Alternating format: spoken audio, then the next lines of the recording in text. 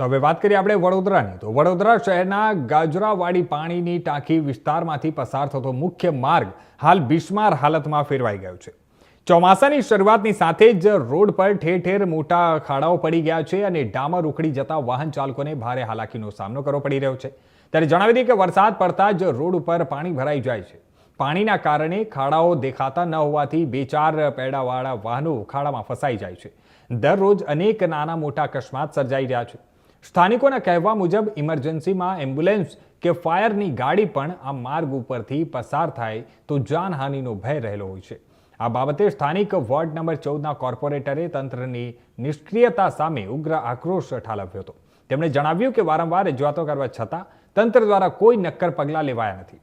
કોર્પોરેટરે તંત્ર પાસે ખાડાઓનું તાત્કાલિક પુરાણ કરી વહેલી તકે નવા રોડનું નિર્માણ કરવાની માંગ કરી છે અને જો સમયસર કામગીરી નહીં થાય તો સ્થાનિકો સાથે મળી અને ઉગ્ર આંદોલનની ચીમકી પણ આપી છે.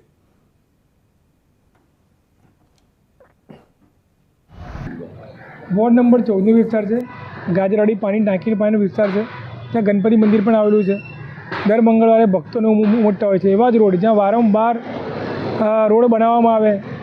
આ લગભગ આ કામ પ્રોજેક્ટ ડિપાર્ટમેન્ટનું કામ છે.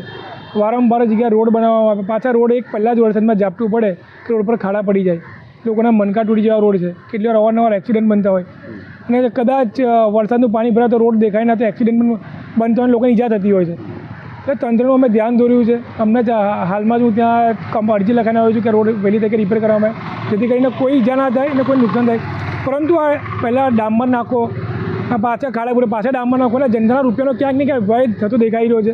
એટલે તંત્રએ તો પહેલાં તંત્ર આને બરાબર લેવલિંગ કરવું જોઈએ. નીચે માટી હોય ત્યાં રોડા નાખીને રોલર ફેરવીને કમ્પ્લીટ રોડ થાય પછી ડામર નાખો, જેના કારણે રોડ વારંવાર તૂટે નહીં. આ તો જનતાના રૂપિયાનો વ્યય થઈ રહ્યો છે અને અધિકારીઓના ખિસ્સા માલામાલ થઈ રહ્યા છે.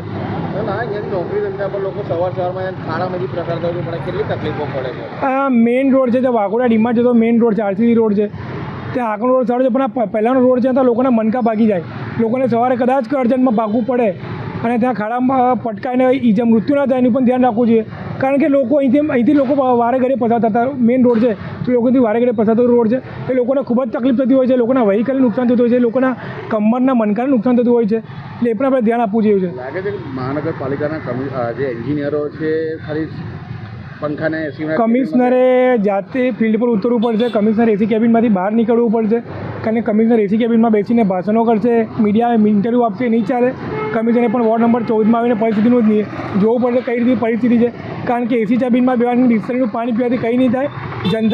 પ્રજાના રૂપિયા છે તો જનતાનું નિરીક્ષણ પણ કરો કામનું, કે જનતાને આ વિસ્તારમાં વિશ્વાસ બેસે.